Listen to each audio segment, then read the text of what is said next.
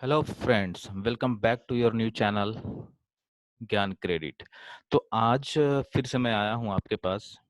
ठीक है, जैसे कि मैं बता चुका हूँ कि जब भी मैं आता हूँ आपके लिए अलग अलग एक वीडियो लेक्चर लेके आता हूँ, चाहे वो किसी भी सब्जेक्ट से हो, है ना। बट जो कुछ भी होता है मैं जरूर बोलूंगा कि बिल्कुल यूजफुल होता है। तो उसी चीज को ध्यान में रखते हुए मैं आज फिर से एक वीडियो लेक्चर लेके आया हूँ आप लोगों के लिए। ठीक है, जो कि लेक्चर होगा बेस्ट बायोलॉजी के ऊपर। ठीक है, हम सबने पता है कि अभी 10th और 12th की एग्जामिनेशन जो है पोस्टपोन्ड हो गई हैं, है ना। क्योंकि लॉकडाउन का टाइम चल रहा है, देश पूरा लॉकडाउन है। ठीक है, बट जब भी ये लॉकडाउन खुलेगा ऑब्वियसली एनसीईआरटी और सीबीएसई से जो भी पेपर होंगे 10th और 12th के वो होंगे ही, है ना। तो क्यों ना इस लॉकडाउन का फायदा उठाते हुए हम इस लेक्चर को पढ़ें, है ना, और अपने डाउट्स को क्लियर करें। ठीक है, तो मैंने कोशिश करी है कि एक इम्पोर्टेंट चैप्टर उठाने के लिए, ठीक है, ताकि मैं एक इम्पोर्टेंट चैप्टर उठाकर आप लोगों को बताऊं, ताकि उससे सीबीएसई बोर्ड्स में भी आपके फायदेमंद हो। और अगर आप बोर्ड के बाद अगर आप कंपटीशन की तैयारी कर रहे हो उसमें भी काफी फायदेमंद हो, क्योंकि कई सारे सवाल आपके इस चैप्टर से आते हैं। ठीक है, तो जो आज मैं चैप्टर जो आपको बताने जा रहा हूँ उसका नाम है लाइफ प्रोसेस, है ना। तो सबसे पहली बात यह है कि मैंने क्या बोला कि मैं आज जो चैप्टर पढ़ा रहा हूँ, ठीक है, वो कौन से सब्जेक्ट का है, तो दैट मीन्स बायोलॉजी। तो एक ना एक बात सबके दिमाग में जाती हुई, सर ने बायोलॉजी नाम बता दिया, बट बायोलॉजी होता क्या है ना। तो बायोलॉजी एक उस तरह का सब्जेक्ट है, ठीक है, जिसके बारे में जिसमें है ना, जिसमें हम माइक्रो ऑर्गेनिज्म के बारे में पढ़ते हैं, छोटे छोटे ऑर्गेनिज्म के बारे में बात करते हैं, एनिमल्स के बारे में बात करते हैं, लिविंग थिंग्स के बारे में बात करते हैं, है ना। उनके सस्टेन ग्रोथ के बारे में बात करते हैं, उनके फंक्शन ऑफ ग्रोथ के बारे में बात करते हैं, मूवमेंट्स के बारे में बात करते हैं, है ना। तो ट्रूली बेस्ड ऑन किसके ऊपर बेस्ड होता है, ये बेस्ड होता है लाइफ स्टडी के ऊपर, है ना। ऑर्गेनिज्म का लाइफ स्टडी के ऊपर जो बेस्ड होता है सब्जेक्ट, उसको हम क्या बोलते हैं, बायोलॉजी। ठीक है, अगर आप ध्यान से बायोलॉजी में देखोगे तो दो वर्ड्स छिपे हुए हैं, है ना।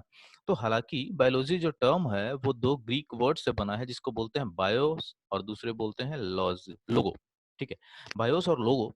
ठीक है, बायोस का मतलब होता है लाइफ और लोगो मीन्स होता है स्टडी। दोनों एक ग्रीक वर्ड है, ध्यान दीजिएगा, दोनों जो है ग्रीक वर्ड से मिला हुआ है। ठीक है, ग्रीक वर्ड से मिलकर ही बना है बायोलॉजी, है ना।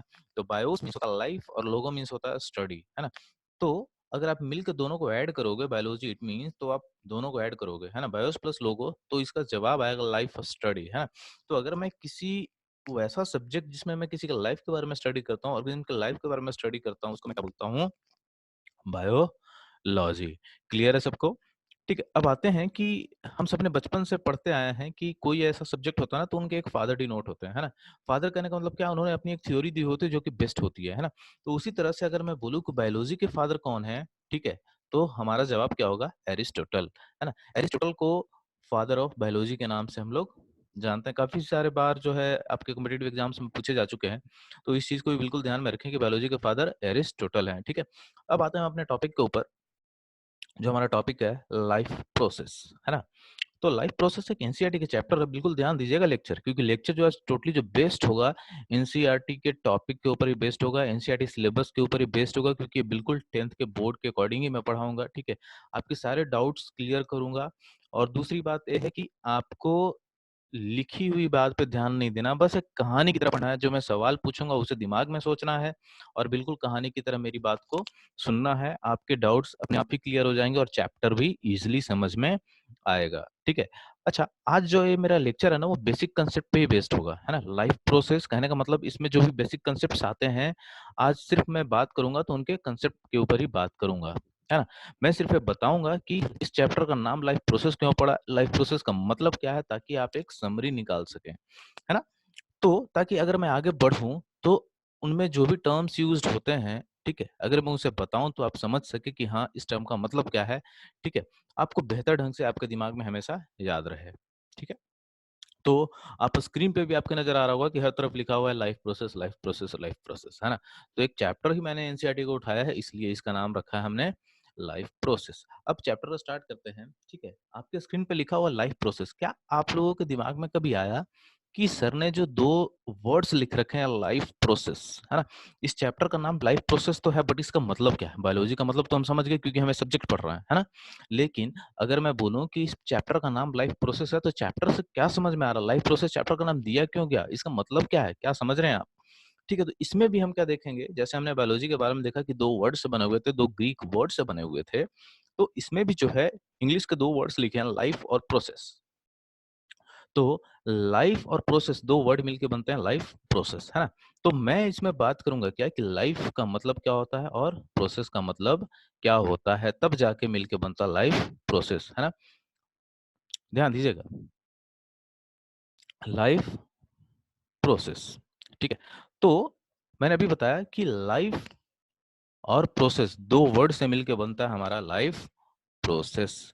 बिल्कुल ध्यान से पढ़िएगा, ठीक है? जो मैं चैप्टर बता रहा हूँ बिल्कुल आपके लिए यूज़फुल है और आगे बहुत ही काम आने वाला है, ठीक है? आपके सारे डाउट्स इसी से क्लियर होंगे, तो बिल्कुल ध्यान दीजिएगा इस पे, है ना? Life plus process is equal to life process, है ना? 2 वर्ड से मिलके बना है लाइफ और प्रोसेस। अब मेरा सवाल जो है कि लाइफ का मतलब क्या है? प्रोसेस तो सबको समझ में आ रहा है ना? तो वो बताने की ज़रूरत नहीं है, लेकिन लाइफ, लाइफ सबने पता है जीवन, लेकिन जीवन होता क्या है? अगर मैं बोलूँ कि एक लाइफ एक ऐसा कैरेक्टरिस्टिक है, जो कि लिविंग थिंग और डेड मैटर के बीच में आता है। शायद आपको समझने में दिक्कत आ रही होगी कि सर ने ऐसा क्या बोल दिया, है ना? कहने का मतलब लाइफ उसको बोलते हैं कि मान लीजिए कि एक लिविंग थिंग है और दूसरा डेड मैटर है। कोई तो ऐसा कैरेक्टरिस्टिक होगा जो डिफाइन करता होगा कि ये लिविंग थिंग है ना? कोई तो ऐसा कैरेक्टरिस्टिक होगा, तो वो कैरेक्टरिस्टिक जो भी होता है, जो डिफाइन करता है एक बॉर्डर जो होता है लिविंग थिंग और नॉन लिविंग थिंग के बीच का, उसने हम क्या बोलते हैं? लाइफ, ठीक है? इसको अगर इंग्लिश में अगर हम बात करेंगे, ठीक है, एक डेफिनेशन की तरफ से, तो भी ये पढ़ेंगे हम लोग, जो मैंने लिख रखा है, लेट्स स्टार्ट विद लाइफ, है ना? Let's start with the life, ठीक है? लाइफ मैंने ये भी बता रखा है कि लाइफ का मतलब क्या होता है? जीवन, है ना? तो अब सीधा सा मेरा सवाल ये था कि लाइफ का मतलब क्या होता है? तो मैंने सिंपल से इसका जवाब भी लिख रखा है कि life is a biological concept regarding the characteristics. ध्यान दीजिएगा, अब लाइन जो आने वाली, कैरेक्टरिस्टिक स्टेट और mode that separates a living thing from a dead matter. मैंने ऑलरेडी आपको बता रखा है कि कोई भी ऐसा कैरेक्टरिस्टिक, कोई भी ऐसा स्टेट या फिर कोई भी ऐसा मोड जो कि एक लिविंग थिंग और डेड मैटर के बीच का एक बॉर्डर बन जाए, जो कि बता सके कि लिविंग थिंग है और ये नॉन लिविंग थिंग है, एक डेड मैटर है और एक लिविंग थिंग है, दोनों के बीच का जो डिफरेंस बता सके, उसने हम क्या बोलते हैं? लाइफ, ठीक है? तो life is the border between the living thing and a dead matter which separates a living thing and a dead matter, उसको क्या हम बोलते हैं? लाइफ। उम्मीद है कि आप समझ पाए होंगे इसको, ठीक है? आगे बढ़ते हैं, ठीक है? लाइफ हमने पढ़ा कि जो डिफरेंस बताया है एक लिविंग थिंग और नॉन लिविंग थिंग के बीच का एक बॉर्डर जो है ना, जो कैरेक्टरिस्टिक बता दी कि लिविंग है और ये नॉन लिविंग, उसको हम क्या बोलते हैं? लाइफ। अच्छा, अब मेरे 2 सवाल हैं यहाँ से, ठीक है? सबसे पहला जो सवाल है कि लिविंग थिंग और नॉन लिविंग थिंग क्या होता है आपके तरीके से, है ना? आपके दिमाग में क्या आता है कि लिविंग थिंग किसको बोलते हैं और नॉन लिविंग थिंग किसको बोलते हैं? जो दूसरा सवाल होगा, ऐसा क्या क्राइटेरिया है आपके दिमाग में जिससे आप जज करोगे कि ये जो डिवाइस है और ये जो सिस्टम है और ये जो मैटर है वो लिविंग थिंग है और ये जो मैटर है नॉन लिविंग थिंग है? कुछ तो ऐसा क्राइटेरिया होगा। क्राइटेरिया कहने का मतलब आप समझ रहे हो? नहीं समझ रहे हैं तो मैं फिर से एक बार बता दूँ कि जैसे एक एग्जाम में 30 नंबर पे एक पासिंग स्कोर होता है, ठीक है? तो जो बच्चे 30 से ऊपर लाते हैं वो पास होते हैं और 30 से नीचे लाते हैं वो फेल होते हैं। It means what? It means कि जो 30 मार्क्स हैं, 30 जो मार्क्स हैं वो क्या है? क्राइटेरिया बेस्ड है कि इसके ऊपर के जो बंदे होंगे वो पास होंगे और 30 के जो नीचे लाएँगे वो फेल होंगे, है ना? तो 30 मार्क्स एक क्राइटेरिया बना दिया गया है पास और फेल का। तो उसी तरह से कुछ ना कुछ तो क्राइटेरिया आपके दिमाग में भी आया होगा कि आप किसको लिविंग थिंग बोलोगे और किसको नॉन लिविंग थिंग बोलोगे। तो 2 सवाल हैं कि लिविंग और नॉन लिविंग थिंग क्या होते हैं? दूसरा सवाल ये है कि आप कैसे पता करोगे और कैसे जज करोगे कि ये लिविंग थिंग है और दूसरा नॉन लिविंग थिंग है? सोचिएगा आप ध्यान से, ठीक है? आपका जवाब क्या होगा? बहुत सारे लोगों का जवाब होगा, ठीक है? कुछ एग्जांपल के थ्रू कि जैसे मान लीजिए dog running on the streets, है ना? कुत्ते जो है सड़कों पे दौड़ रहे हैं, तो एक लिविंग थिंग है। क्यों? क्योंकि डॉग दौड़ रहे हैं, कुत्ते दौड़ रहे हैं, तो कुत्ते तो हो गए लिविंग थिंग भाई, ठीक है? दूसरा एग्जांपल कोई बंदा देता है, a man shouting in the house, एक बंदा अपने घर में चिल्ला रहा है, वो भी लिविंग थिंग है क्योंकि चिल्ला रहा है। काऊ च्यूइंग द कर्ड, गाय जो है खाना अपना चबा रही है ना? वो भी एक लिविंग थिंग है, गाय भी एक लिविंग थिंग है। लेकिन ये आपने जो एग्जांपल दिया वो बिल्कुल सही है, ठीक है? और जो एग्जांपल स्क्रीन पे लिखा हुआ है, बिल्कुल ही सही है। मैं गलत ठहरा ही नहीं रहा कि ये जो आपने एग्जांपल्स दे रखे हैं वो सही हैं। ठीक। लेकिन फिर भी आपने मेरे सवाल का जवाब अब तक नहीं दिया है, या फिर अगर इस सवाल को मैं दूसरे ढंग से भी बोल सकता हूँ कि मेरा जो सवाल है अब तक उसका जवाब नहीं मिला है। जो मेरा सवाल क्या था कि आपके दिमाग में ऐसा क्या क्राइटेरिया आता है जो कि डिस्टिंग्विश करता है, जो कि सेपरेट करता है एक लिविंग को नॉन लिविंग से? आपके दिमाग में क्या ऐसा क्राइटेरिया जो जज करता है कि ये लिविंग थिंग है और ये नॉन लिविंग थिंग है? ठीक है? सोचिए। क्या ऐसा तरीका हो सकता है, क्या ऐसा क्राइटेरिया हो सकता है? मैं तो बता ही रहा हूँ, है ना? अब कुछ लोग क्राइटेरिया बताने में आएँगे, तो क्राइटेरिया कुछ लोग बताएँगे क्या? ठीक है, क्या क्राइटेरिया है टू से लिविंग और non living? What is the criteria to say living और नॉन लिविंग? ठीक है? कुछ लोग कहेंगे, ठीक है, सबसे जो मैंने यहाँ पे स्लाइड्स में लिख रखा है कि आपका दिमाग क्या बोल सकता है ना? उस बात को मैंने यहाँ पे लिखा है, ठीक है? तो कुछ लोगों का जो माइंडसेट है, वो यहाँ पे ये बोलेगा कि मूवमेंट, लिविंग थिंग किसको बोलेंगे? जिसमें मूवमेंट हो, ठीक है? मूवमेंट हो, इट मीन्स कि वो नॉन लिविंग थिंग है। जो मूवमेंट कर सके वो नॉन लिविंग, सॉरी, जो मूवमेंट कर सके वो लिविंग थिंग है। तो मेरा एक सीधा-सा सवाल है, अगर आपका जवाब ये है मूवमेंट है, तो मेरा एक सीधा-सा सवाल है कि जब इंसान सो रहा होता है, तो क्या वो मूवमेंट करता है? नहीं करता। तो क्या वो नॉन लिविंग थिंग है? नहीं, लिविंग थिंग है। तो क्यों? इट मीन्स कि शायद इसमें कुछ न कुछ गड़बड़ है। अगर मैं सिर्फ़ इतना बोलूँ कि वो मूवमेंट करता हो, तो वो लिविंग थिंग है, तो ये गड़बड़ है ना? कंप्लीट सेंटेंस नहीं है। अच्छा, दूसरा कोई बोलता है सस्टेन ग्रोथ, अगर किसी मैटर में या फिर किसी थिंग में एक सस्टेन ग्रोथ हो रहा हो, तो वो लिविंग थिंग है, ठीक है? मैं प्लांट की ही बात करता हूँ, वो प्लांट जिसमें कि एक लिमिटेड ग्रोथ हो, वहाँ पे रुक जाए, तो क्या वो नॉन लिविंग है? नहीं ना, लिविंग है। तो ये भी जवाब आपका शायद ही कुछ हद तक सही है। तीसरा कोई बोलता है क्या मॉलिक्यूलर मूवमेंट, है ना? हमारे शरीर में भी मॉलिक्यूलर मूवमेंट हो रहा है ना? जो भी लिविंग ऑर्गेनिज्म है उनके शरीर में मॉलिक्यूलर मूवमेंट होते हैं। तो आप बोलोगे मॉलिक्यूलर मूवमेंट अगर किसी में हो रहा है तो वो लिविंग थिंग है। तो आपके सामने फिर मैं एक एग्जांपल रखूँगा कि कुछ-कुछ वायरस ऐसे होते हैं जिनके अंदर मॉलिक्यूलर मूवमेंट नहीं होती, क्योंकि वो एक ही सेल से बने होते हैं, तो उनके अंदर मॉलिक्यूलर मूवमेंट शो नहीं होते हैं। तो क्या वो नॉन लिविंग थिंग है? नहीं, वो भी लिविंग थिंग है। तो अभी तक आपने ये सोच रहे होगे कि ऐसा क्या क्राइटेरिया है वास्तविकता में जो सही है ना? फिर आप में से कुछ बोलेंगे क्या कि अच्छा एक ऑप्शन बचता है ब्रीथिंग, अगर वो ब्रीथ कर सकता है, अगर वो साँस ले सकता है, तो वो लिविंग थिंग है। तो मैं शायद इसमें एग्री हो जाऊँ, ठीक है? लेकिन जैसे ही मैं एग्री होऊँगा, तो फिर से एक मेरा सवाल आएगा कि ठीक है, क्या आप देख सकते हो किसी को साँस लेते हुए? तो आप बोलोगे हाँ, बिल्कुल, इंसान को देख सकते हो साँस लेते हुए। तो मेरा सवाल ये होगा कि क्या आपने पौधों को साँस लेते हुए देखा है कभी? है ना? अगर आप ये बोल सकते हो कि ब्रीथिंग भी एक ऐसा सिस्टम है जिसे मैं डिफाइन कर सकता हूँ कि ये लिविंग है और ये नॉन लिविंग है, तो प्लांट्स के बारे में क्या कहेंगे कि वो ब्रीथ कैसे लेते हैं, है ना? तो मैं इस चैप्टर में सिर्फ इन्हीं सब बातों को बताऊँगा कि क्या है और क्या नहीं है। जो भी आपने एग्ज़ाम्पल दिए बिल्कुल सही है कि मूवमेंट होता है, सस्टेन ग्रोथ होता है, मतलब मूवमेंट होता है बिल्कुल, but most of the topic और मोस्ट ऑफ द कांसेप्ट जो है ब्रीथिंग के ऊपर ही डिपेंड करता है ना? तो आगे मैं जो अभी बात करूँगा कि ब्रीथिंग कैसे होती है, ठीक है? और प्रोसेसेस क्या-क्या इन्वॉल्व्ड हैं। ठीक है, आगे बढ़ते हैं स्लाइड्स के ऊपर, है ना? अच्छा, अब आपने कभी ये सोचा है कि लाइफ के बारे में मैंने बता दिया आप लोगों कि लाइफ क्या होता है ना? और प्रोसेस भी मैंने पहले ही बता दिया कि प्रोसेस बताने की शायद ज़रूरत नहीं है, क्योंकि लाइफ को हैंडल करने के लिए जो भी प्रोसेस हमारे पास इस्तेमाल होते हैं उसको हम क्या बोलते हैं, लाइफ प्रोसेस, है ना? तो प्रोसेस में कोई ज़्यादा डील है नहीं।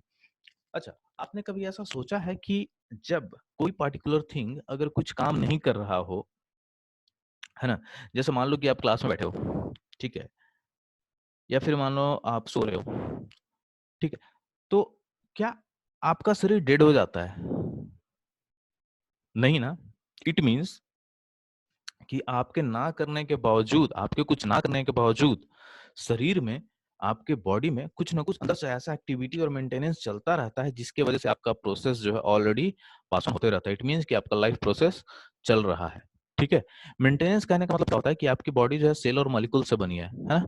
तो कहीं भी अगर कुछ होगा तो सेल्स तो टूटेंगे ही, मॉलिक्यूल्स भी टूटेंगे, ठीक है ना? तो उसकी फॉर्मेशन भी टाइम टू टाइम होती रहती है। तो जो फंक्शन है ना? जो लिविंग ऑर्गेनिज़्म है, अगर वो कुछ नहीं भी कर रहे हैं, फिर भी उनके अंदर का मेंटेनेंस जो है हमेशा चलता रहता है ना? और वो मेंटेनेंस को चलाने के लिए जो भी प्रोसेस का इस्तेमाल हम करते हैं, उसको क्या बोलते हैं? लाइफ प्रोसेस, ठीक है? सीधा-सा स्क्रीन पे देखिएगा, मैंने वही लिख रखा है, the processes which together perform this maintenance job are called life process. वैसा प्रोसेस जो आपके कुछ ना काम करते हुए भी अपने अंदर का मेंटेनेंस, अपने बॉडी के अंदर का मेंटेनेंस एक्टिव करने के बावजूद आपको लाइफ के लिए इन्हेल करता है, लाइफ के लिए आपको सस्टेन देता है, उसको हम क्या बोलते हैं? लाइफ प्रोसेस, ठीक है? अच्छा, अब आपने कभी ये सोचा है, ठीक है, कि जब आप कुछ कर ही नहीं रहे हो, तो आप ज़िंदा कैसे हो? सोचा है कभी आपने कि मैंने क्या बोला कि अगर आप कुछ नहीं कर रहे हो, आप बैठे हो, आप अपने क्लास में बैठे हो, आप कहीं सो रहे हो, ठीक है? फिर भी आपके शरीर के अंदर कुछ न कुछ मॉलिक्यूलर मूवमेंट्स चलते रहते हैं, कुछ न कुछ एक्टिविटीज़ जो आपके अंदर होती रहती है ना? कुछ न कुछ चलते रहता है, मेंटेनेंस चलती रहती है, सेल्स टूटते हैं, बनते हैं, ठीक है? लेकिन एक सवाल है कि चलिए आप कुछ कर ही नहीं रहे, तो आप ज़िंदा कैसे हैं? है ना? तो उसका सीधा-सा जवाब होगा कि आपके पास एक्स्ट्रा एनर्जी स्टोर्ड है ना? अगर आप कुछ नहीं कर रहे हैं, इट मीन्स कि आपके पास एनर्जी स्टोर्ड है ना? आपके पास एनर्जी स्टोर्ड है, तभी ना उस एनर्जीज़ को आप बचा के रखे हुए हैं ताकि आप काम ना भी करें, तो आपकी लाइफ डेड ना हो, है ना? मीन्स एक्टिव रहे, ठीक है? अब आप बोलेंगे क्या कि ठीक है, आपने बता दिया कि एनर्जी स्टोर्ड होती है, लेकिन अगर मैं बोलूँ कि एनर्जी आती कहाँ से है? ठीक है, ये एनर्जी आती कहाँ से है और किस फॉर्म में होती है ना?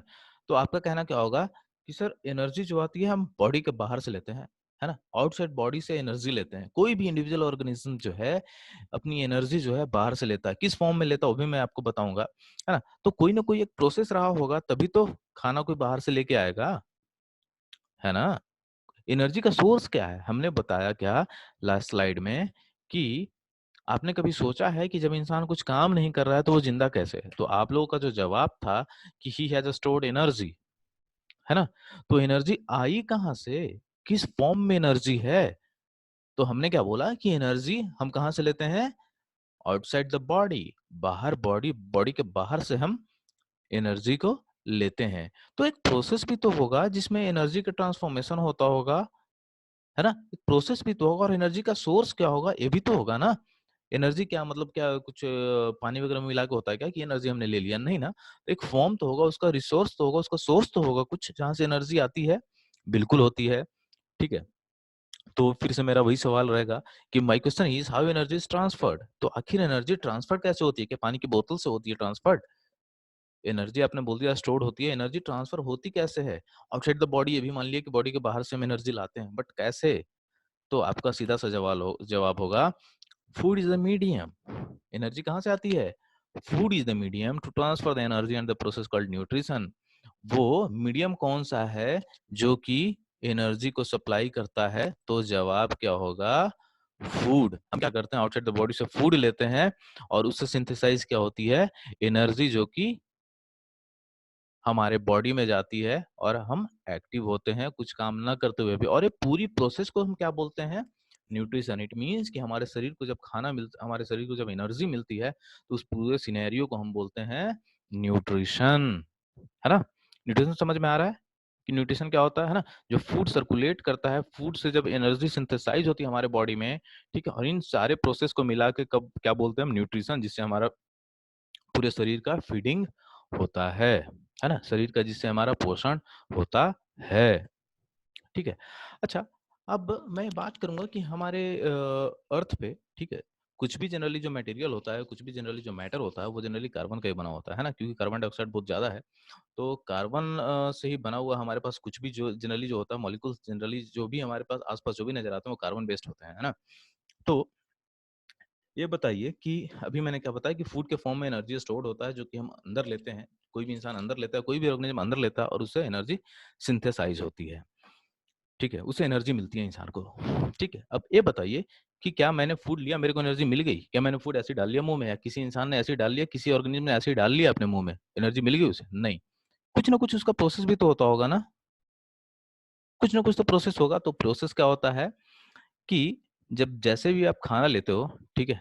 जब भी आप फूड लेते हो, ठीक है? जो सोर्स ऑफ एनर्जी है आपका, वो क्या होता है कि लेने के बाद टूटता है ना? छोटे-छोटे पार्ट्स में टूटते हैं और वो टूट के क्या बोलते हैं यूनिफ़ॉर्म सोर्स ऑफ एनर्जी एक यूनिफ़ॉर्म पार्टिकुलर टाइप में बन जाते हैं, है ना?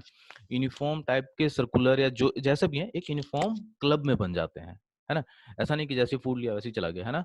उसे सबसे पहले तोड़ा जाता है, ब्रेकडाउन होता है, उसके बाद यूनिफ़ॉर्म सोर्स ऑफ एनर्जी बनता है। उसके बाद क्या होता है बहुत सारे मॉलिक्यूलर मूवमेंट चलते हैं हमारे बॉडी के अंदर, है ना? बहुत सारे मॉलिक्यूलर मूवमेंट होते हैं। उसके बाद क्या होता है ऊपर से नीचे जाता है, बॉडी के अंदर तक जाता है ना? तब जाके होता है हमारा केमिकल रिएक्शन, है ना? ऐसा थोड़ी कि फूड हमने लिया एनर्जी कन्वर्ट हो गया, नहीं, कन्वर्ट कैसे होता है? केमिकल रिएक्शन के थ्रू, है ना? तो जब तक हमारे बॉडी में केमिकल रिएक्शन नहीं होगा, फूड से एनर्जी सिंथेसाइज़ कैसे होगी?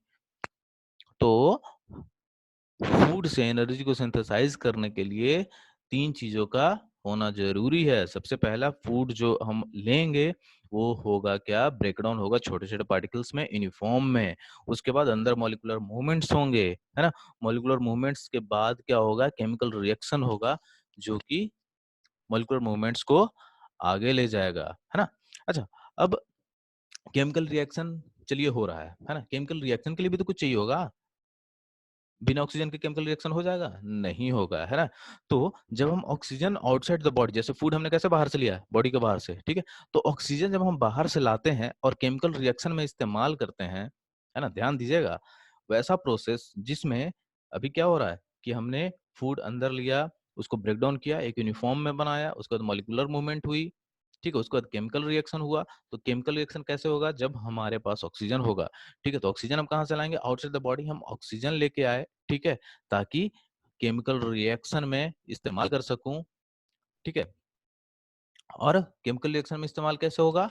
जब हम फूड पार्टिकल्स को ब्रेक डाउन करेंगे, है ना? हम बाहर से ऑक्सीजन लाते हैं इस प्रोसेस के लिए और क्या करते हैं? बाहर से ऑक्सीजन लाके इस प्रोसेस में उनको इन्वॉल्व करते हैं ताकि फूड जो है सही ढंग से ब्रेक डाउन हो सके और हमारे सेलुलर जो नीड्स हैं, सेल्स की जो नीड है, उसे पूरा कर सकूँ तो उसको क्या बोलते हैं? रेस्पिरेशन। इट मीन्स कि केमिकल रिएक्शन के लिए जो भी ऑक्सीजन का हमें इस्तेमाल होता है, ठीक है? जो बाहर से बॉडी के बाहर से हम ऑक्सीजन को लाते हैं ताकि फूड जो हमारा अच्छे ढंग से फूड जो सोर्स हमारा अच्छे ढंग से ब्रेक डाउन हो सके और सेल्स की नीड को जो है फुलफिल कर सके, उस प्रोसेस को हम क्या बोलते हैं? रेस्पिरेशन, है ना? तो सीधा सा एग्जांपल भी मैंने लिख रखा है, सीधा सा सॉल्यूशन भी मैंने लिख रखा है। The process of acquiring oxygen from outside the body and to use in the process of the breakdown of the source of breakdown in the source of the food for cellular needs is what we call respiration, है ना? बाहर से oxygen लाके जो हमारा food जो source है उसको तोड़ते हैं, केमिकल रिएक्शन करवाते हैं या केमिकल रिएक्शन जो भी होता है, ठीक है? उस प्रोसेस को क्या मैं बोलता हूँ? रेस्पिरेशन, ठीक है? अच्छा, रेस्पिरेशन समझ में आया हमने, ठीक है? हमने ये भी देखा कि लिविंग थिंग और नॉन लिविंग थिंग का क्राइटेरिया क्या होता है, ठीक है? आगे मैं जब टॉपिक स्टार्ट करूँगा तो मैं ये बताऊँगा कि न्यूट्रिशन में अभी मैंने क्या बताया सिर्फ़ न्यूट्रिशन का definition. Nutrition it means what? हमारे शरीर में खाना कैसे फ़ीड हो रहा है ना? हम शरीर में खाना कैसे पहुँचा रहे हैं? एनर्जी जो हमारा स्टोर है कैसे जा रहा है ना? एनर्जी स्टोर किस फ़ॉर्म में होता है? फूड के फ़ॉर्म में। फूड क्या होता है? ब्रेकडाउन होता है, ठीक है? ब्रेकडाउन होने के लिए क्या? हमारे पास ऑक्सीजन चाहिए होगा, तभी तो फूड ब्रेकडाउन होगा, है ना? ऑक्सीजन चाहिए ना, तो ऑक्सीजन हम बाहर बॉडी से ला रहे हैं, किस लिए ला रहे हैं? ताकि फूड को ब्रेक डाउन कर सकें, है ना? सेलुलर नीड्स को पूरी कर सकें, उस प्रोसेस को तो ये क्या हो रहा है? प्रोसेस हो रहा है ना, तो इस प्रोसेस को क्या बोलते हैं? रेस्पिरेशन। इट मीन्स कि acquiring of oxygen it means कि बाहर से ऑक्सीजन लाने का जो प्रोसेस है और फूड को ब्रेक डाउन का जो प्रोसेस है उसको हम क्या बोलते हैं? रेस्पिरेशन। आगे मैं बात करूंगा न्यूट्रिशन पे जो कि 2 तरह के होते हैं ऑटोट्रॉफिक और हेटेरोट्रॉफिक। ऑटोट्रॉफिक में आगे बहुत सारी चीजें डील करूंगा मैं फोटोसिंथेसिस प्लांट्स कैसे अपना फूड जो है सिंथेसाइज करते हैं। प्लांट्स जब भी मैंने अभी बताया कि प्लांट्स जो लिविंग थिंग होते हैं, ठीक है? तो कैसे पहचानेंगे वो लिविंग थिंग है? ऐसा क्या होता है उनमें जिससे वो खाना बनाते हैं? कैसे खाना बनाते हैं? इंसानों को तो समझ में आता है। लेकिन एक पौधे कैसे खाना बनाते हैं, क्या रिएक्शंस होते हैं उसमें, क्या केमिकल रिएक्शंस होते हैं, वो मैं डिस्कस करूँगा अगले लेक्चर में। लेकिन आज के लिए इतना ही, ठीक है? अगर इसमें कोई भी डाउट हो आपको तो बिल्कुल वीडियो के नीचे बिल्कुल कमेंट करें और अपना सवाल पूछ सकते हैं। तब तब तक के लिए मैं क्या करता हूँ, आपका फिर से एक बार रिवीजन करा देता हूँ। न्यूट्रिशन मैंने ऑलरेडी बता रखा है कि सबसे पहला क्या होता है हमारा कि फूड जो है एक सोर्स ऑफ एनर्जी होता है जो कि ट्रांसफर करता है एनर्जी को और इसी प्रोसेस को हम क्या बोलते हैं? न्यूट्रिशन, है ना?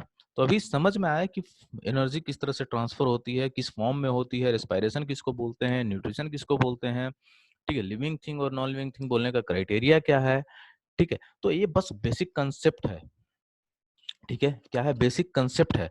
मैं ज़्यादा डिटेल में अभी नहीं जा रहा, ठीक है? बस एक बेसिक अभी मैंने टॉपिक भी स्टार्ट नहीं करा, ध्यान दीजिएगा। ये जो आपका लाइफ प्रोसेस जो चैप्टर है, वो लाइफ प्रोसेस में बस मैंने एक एग्जांपल के थ्रू बताया है, एक कन्विंस किया आपको कि लाइफ प्रोसेस का मतलब क्या है। अभी बस मैंने चैप्टर का एक समरी दिया है आपको कि लाइफ प्रोसेस का मतलब क्या है, लाइफ प्रोसेस में पढ़ेंगे क्या आप, है ना? अभी मैंने टॉपिक स्टार्ट नहीं किया, जो हमारा टॉपिक स्टार्ट होगा, जो हमारा चैप्टर स्टार्ट होगा, वो होगा न्यूट्रिशन से, है ना? तो अगर मैं ये सारी बातें आपको नहीं देता, ये सारी इन्फॉर्मेशन नहीं देता और डायरेक्ट मैं आपका टॉपिक स्टार्ट करता कि what is autotrophic nutrition, what is heterotrophic nutrition, तो शायद आपके दिमाग में नहीं आता कि न्यूट्रिशन सर क्या बोल रहे हैं आप, है ना? लेकिन अब इतने सब कुछ पढ़ने के बाद अगर मैं आपका लेक्चर स्टार्ट करूँगा, ठीक है, ऑटोट्रॉफिक और हेटेरोट्रॉफिक न्यूट्रिशन से, तो आपके दिमाग में स्ट्राइक करेगा कि सर ने ऑलरेडी न्यूट्रिशन के बारे में बता रखा है कि the feeding of food inside the body, that is called the nutrition, the whole the process is called the nutrition, है ना? तो न्यूट्रिशन बिल्कुल क्लियर होगा, है ना? एनर्जी किसको कैसे हम बोलेंगे कि लिविंग है, नॉन लिविंग है, क्या-क्या क्राइटेरिया जनरली बेस्ड होते हैं पहचानने के लिए, वो भी हमने देखा। तो आज के लिए इतना ही। अगर वीडियो अच्छा लगा तो प्लीज़ लाइक और सब्सक्राइब करें, ठीक है? और बाकी नए-नए वीडियोज़ के लिए हमारे यूट्यूब चैनल ज्ञान क्रेडिट को देखते रहें। तब तक के लिए जो भी है, थैंक यू, ठीक है? Bye-bye. Enhancing education, one of SAP's top social priorities worldwide.